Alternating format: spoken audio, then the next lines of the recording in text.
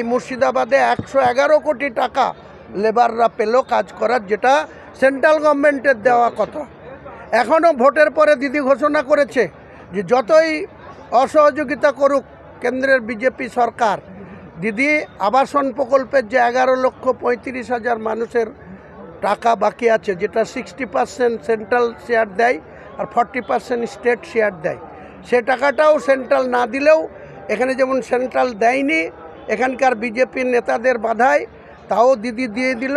তেমনি একইভাবে ভোটের পরে দিদি বলেছে যে আবাসন প্রকল্পেরও 11,35,000 মানুষকে মাথার উপরে ছাদ দিয়ে দেওয়া হবে। কাজে তৃণমূলের ভোট চাওয়ার জন্য 64টা ডেভেলপমেন্টের স্কিম।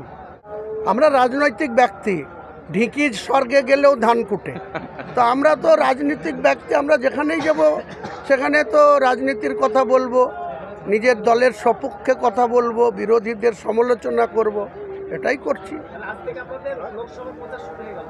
নিশ্চয়ই বলতে পারেন। তো 2024-এর লোকসভায় অধীর চৌধুরী পেয়ে যাবে, কাজেই তাকে আর ডবল হ্যাট্রিকের সুযোগ বহরমপুর লোকসভার মানুষ দেবে না।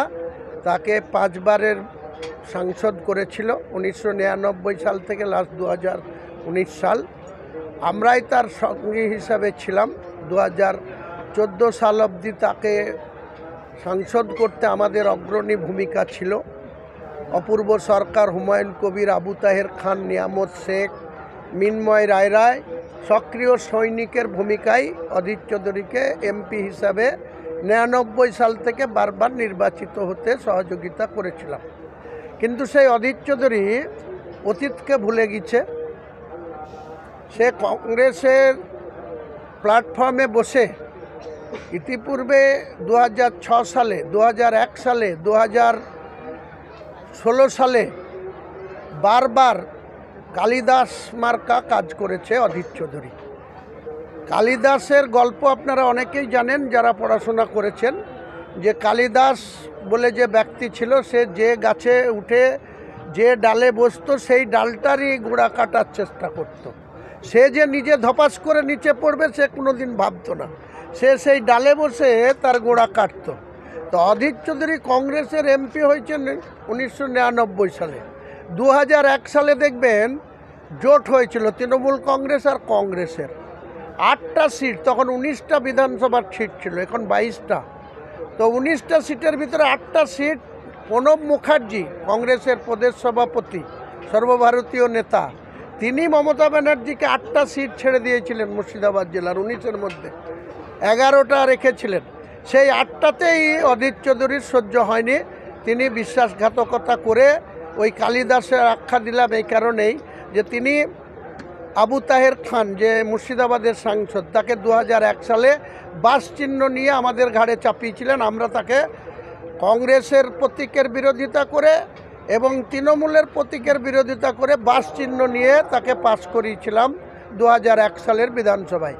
একইভাবে হরিয়ারপাড়ার বর্তমান বিধায়ক নিয়ামত শেখ, তিনিও 2001 সালে টিবল চিহ্ন নিয়ে এই জোটের বিরুদ্ধে তিনিও জিতেছিলেন। একইভাবে 2006 সালে অপূর্ব সরকার কাঁদিতে, কাঁদির রাজা, কাঁদির দীর্ঘদিনের কংগ্রেসের নেতা, বিধায়ক, এবং 1984 সালে ইন্দিরা গান্ধীর মৃত্যুর পরে যে সাংসদ হয়েছিল বহরমপুরে দীর্ঘদিন ত্রিদীপ বাবুদেরকে হারিয়ে, দীর্ঘদিনের সাংসদ ত্রিদীপ চৌধুরী, তাকেও হারিয়ে 1984 সালে যে অতীশবাবু কংগ্রেসের সাংসদ হয়েছিল, সেই অতীশবাবুদের হাত প্রতীকের বিরুদ্ধে কুড়াল চিহ্ন নিয়ে দাঁড় করিয়েছিল অপূর্ব সরকারকে, এবং মনোজ চক্রবর্তীকে মায়ারানী পাল কংগ্রেসের প্রতীকে। তাহলে এর জন্যই আমি বলছি ও কালিদাস মার্কার লোক, ও যে পাপ করেছে রাজনীতি করতে গিয়ে, ও আমাদেরকে বলে যে আমরা দল ত্যাগ করেছি। এক প্রকার ওর মানসিক টর্চারিং সহ্য করতে না পেরে 30 বছর পরে ওর অপরাধমূলক কাজের মান্যতা না দিয়ে আমি কংগ্রেস ছেড়েছিলাম 2012 সালে। 1982 থেকে 2012 30 বছর কংগ্রেস করেছি।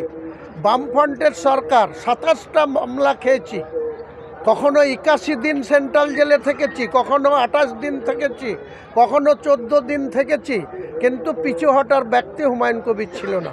মুর্শিদাবাদের রাজনীতিতে হুমায়ুন কবির এতটাই বুকের পাটা নিয়ে মানুষের জন্য রাজনীতি করে।